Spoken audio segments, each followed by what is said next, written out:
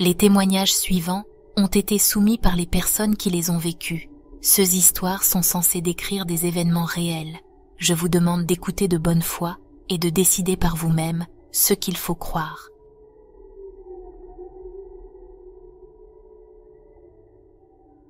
L'histoire que je m'apprête à vous raconter s'est déroulée il y a 4 ans. C'était l'après-midi et j'étais seule à la maison. Depuis l'endroit où j'étais assis sur mon lit, je pouvais voir la luminosité du soleil entrer par la fenêtre. Tout à coup, ma détente fut interrompue par un léger chuchotement à mon oreille. C'était celui d'une petite fille, et je n'oublierai jamais ce qu'elle m'a dit. « Sors-moi d'ici ». Aussi douce que fut sa voix, ces mots m'ont glacé jusqu'à la moelle des os. J'étais terrifiée. Plus tard dans la journée, bien après que le soleil se soit couché et que la nuit soit tombée, j'ai entendu quelqu'un courir dans le couloir, juste devant la porte de ma chambre. Mais il n'y avait personne. Les pas étaient légers et me rappelaient le chuchotement de l'enfant plus tôt dans la journée. Ces événements marquèrent le début d'une série d'expériences paranormales que je ne peux toujours pas expliquer. Quelques semaines se sont écoulées sans incident.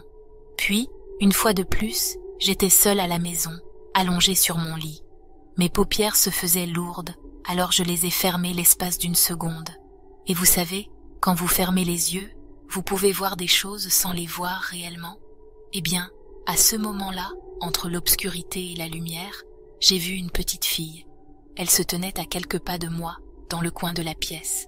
Elle était jeune, petite, et portait une robe rouge brodée d'un motif en forme de feuille. Sa peau était extrêmement pâle, presque translucide. Ses cheveux, séparés au milieu, étaient longs et noirs. Je ne l'ai vue que l'espace d'une seconde, mais son image s'est imprimée dans mon esprit. Pendant plusieurs mois après cela, je voyais cette fille dans mes rêves chaque nuit. La vue d'elle me hantait, me suivant de rêve en rêve. Pendant ce temps, des objets disparaissaient mystérieusement pour réapparaître ailleurs.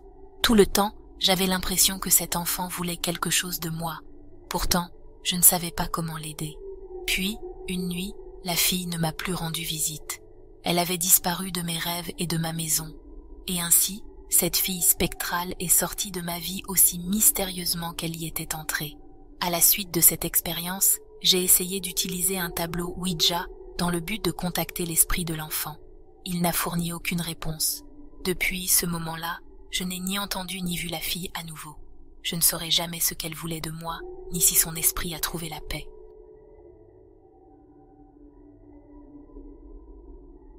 Au Canada, en Alberta, il y a un endroit appelé le Musée Royal Tyrrell. C'est un musée de dinosaures, nommé d'après un géologue qui a découvert le premier fossile de dinosaure dans la région par hasard, à la fin des années 1800. Parfois, des classes d'écoliers organisaient des séjours pour en apprendre davantage sur les traces de fossiles. En 2007, ma classe était l'une de ces classes. Il venait de passer 17 heures, l'heure de fermeture du musée. Nous avons donc été autorisés à déambuler dans les expositions. Étant nouvelle élève de collège, je venais de recevoir mon propre téléphone portable. J'ai parcouru les spécimens en enregistrant beaucoup de séquences vidéo. J'ai trouvé l'une des salles d'exposition aquatique particulièrement intéressante. Elle abritait un spécimen colossal, un Chonisaurus de 21 mètres de long, un gigantesque reptile marin qui hantait le nord-est de la Colombie-Britannique il y a 220 millions d'années. Le musée le considérait comme son joyau de la couronne et je pouvais comprendre pourquoi. Bien qu'incomplet, le fossile était vraiment géant. J'ai terminé mes enregistrements pour la nuit et n'y ai plus pensé. Des mois plus tard, je suis revenue sur ma nuit au musée et j'ai décidé de tout revoir, ce que j'avais enregistré. Finalement, j'en suis venue à la séquence du Chonisaurus. J'étais debout à la queue de la créature, observant la salle. Sur la vidéo, j'ai remarqué quelque chose à l'extrémité opposée du fossile, près de ses mâchoires. Cela ressemblait à un contour faible d'une jambe. C'était spectral, fantomatique, à moitié inexistant. Sur la vidéo, alors que je restais immobile, j'ai dit à mon ami qui était avec moi, « Ça a l'air cool, mais il manque tellement de choses. » À ce moment-là, le pied s'est tourné vers moi, puis il s'est retourné et est sorti de la salle. Pendant les 5 à 10 prochaines minutes de la vidéo, j'ai regardé avec horreur le pied me suivre dans tout le musée. Alors que je marchais en filmant les expositions, je le voyais tourner les coins devant moi. Partout où j'allais, le pied fantomatique me suivait. On dit que le fantôme du géologue dont le musée porte le nom erre dans les couloirs la nuit, s'assurant que les expositions répondent à ses normes. Aurais-je provoqué son mécontentement en commentant l'incomplétude de l'un des spécimens les plus précieux du musée? Était-ce son fantôme que j'ai rencontré cette nuit-là? Je ne peux pas l'expliquer. J'aurais aimé pouvoir partager la vidéo avec vous.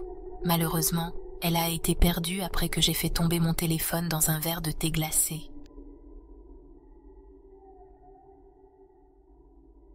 Cela m'est arrivé quand j'avais environ 6 ou 7 ans.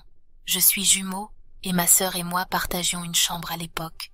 Nos lits étaient poussés contre des murs adjacents et les têtes se rejoignaient dans le coin. Dans le coin opposé se trouvait un placard. Entre nos lits et le placard, il y avait un grand espace ouvert où nous pouvions jouer. Nous avions une amie proche de la famille que nous appelions Nana.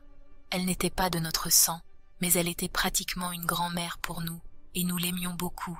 C'était une femme plus âgée, très religieuse et l'une des personnes les plus gentilles que j'ai connues. Cette nuit-là, je ne peux pas me rappeler pourquoi, mais Nana restait passer la nuit chez nous.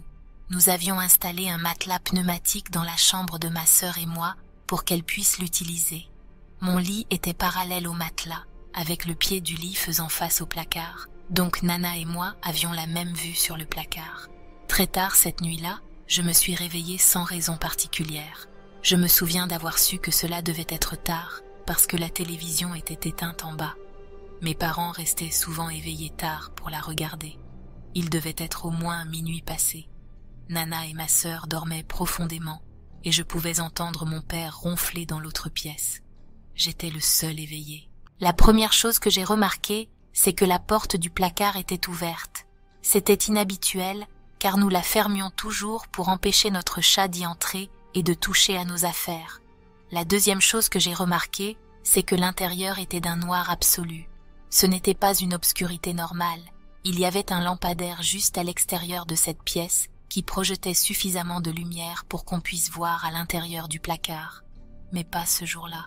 C'était une obscurité totale, presque comme si le noir lui-même absorbait la lumière, l'absorbait complètement.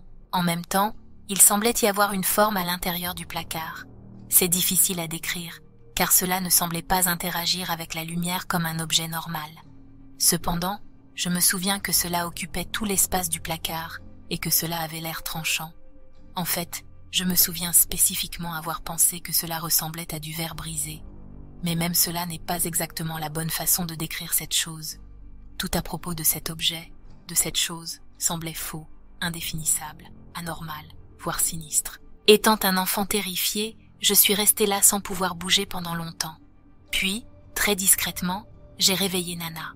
Elle avait besoin de lunettes, donc je ne sais pas comment elle aurait pu voir cette chose, car elle semblait très calme. Quand je lui ai dit ce que je voyais, elle m'a demandé si je pensais que c'était réel ou non. Honnêtement, je ne savais pas, et quand je l'ai dit, elle m'a dit de faire l'impensable. Va toucher ça. Je peux comprendre sa pensée. Elle pensait probablement que si je m'approchais, je pourrais voir que c'était une robe ou un manteau, et alors je n'aurais plus peur. Mais je ne pouvais tout simplement pas me résoudre à le faire.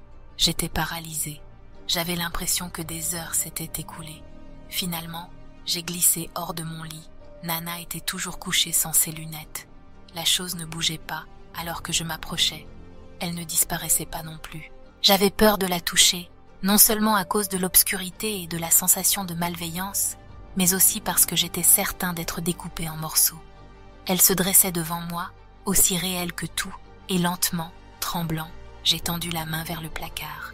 Ma main a traversé la chose sans aucun changement de température ou de sensation dans l'air, et aucune réaction de la créature elle-même. Pétrifiée, j'ai réussi à gémir. Elle est toujours là, Nana. Je retenais mes larmes. Je ne l'ai pas vue ni entendue se déplacer pour allumer la lumière, mais dès qu'elle fut allumée, je me tenais devant un placard vide. Nana avait l'air aussi effrayée que moi et m'a fait promettre de ne pas le dire à ma sœur, qui dormait toujours profondément. Je ne sais toujours pas ce qu'était cette obscurité, mais je ne l'ai jamais revue.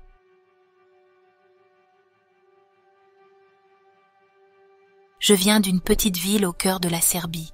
La maison où j'ai grandi avait appartenu à mon père pendant de nombreuses années, et pour la majeure partie de mon enfance, elle n'avait apporté à notre famille que des souvenirs heureux. Cependant, il y a environ 4 ans, des choses ont commencé à se produire à cet endroit que je ne pouvais tout simplement pas expliquer. Un soir, j'étais dehors en train de prendre des photos de ma maison. Je me tenais sous notre tonnelle en bois, le jardin à côté de moi, face à la maison. Ce n'est qu'après coup que j'ai réalisé que mon appareil photo avait capturé quelque chose d'étrange. C'était une lueur de lumière qui planait au-dessus du toit. Si je devais le décrire comme quelque chose, je le décrirais comme une orbite. Au début, j'ai pensé que c'était une anomalie due au flash de l'appareil photo. J'avais pris d'autres photos depuis cette même position, et rien du tout.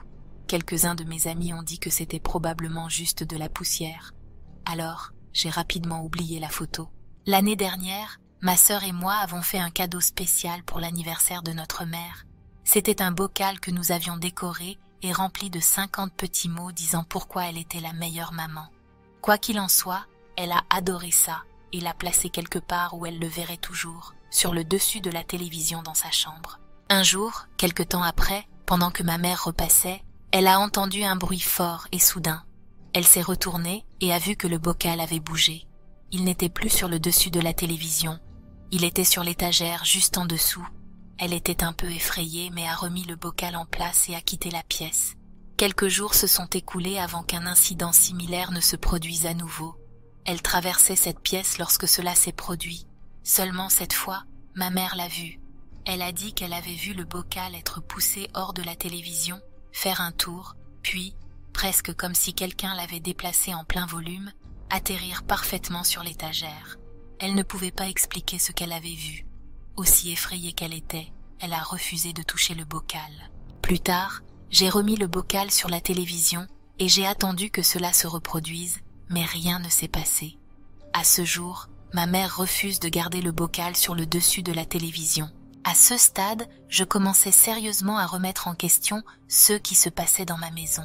C'est alors que mon père m'a parlé de quelque chose de vraiment terrifiant qui lui était arrivé il y a environ 20 ans, quand il avait environ 20 ans, avant d'épouser ma mère. Chaque nuit, quand il se couchait dans son lit de cette maison, il était hanté par 3 coups forts. Juste au moment où il commençait à s'endormir, il les entendait. Un coup sec, une pause, puis 2 autres coups. Les coups semblaient venir de l'extérieur de la maison, mais il n'y avait jamais rien là-bas. Pourtant, chaque nuit, quand mon père était seul au lit, juste avant de s'endormir, ces mêmes 3 coups résonnaient contre le mur. Les sons inexplicables ont continué pendant environ 1 an, jusqu'à ce que le moment vienne pour mon père d'entrer dans l'armée. Dans mon pays, il est obligatoire de passer 1 an dans l'armée, ne serait-ce que pour une formation en temps de paix. Quand mon père est rentré chez lui, tout ce qui provoquait les coups avait disparu, et les bruits avec. Mon père n'a jamais pu expliquer la source de ces coups. Je ne peux m'empêcher de me demander si cette chose, quoi que ce soit, est vraiment partie un jour, ou si elle est restée dans cette maison, et si elle y est encore aujourd'hui.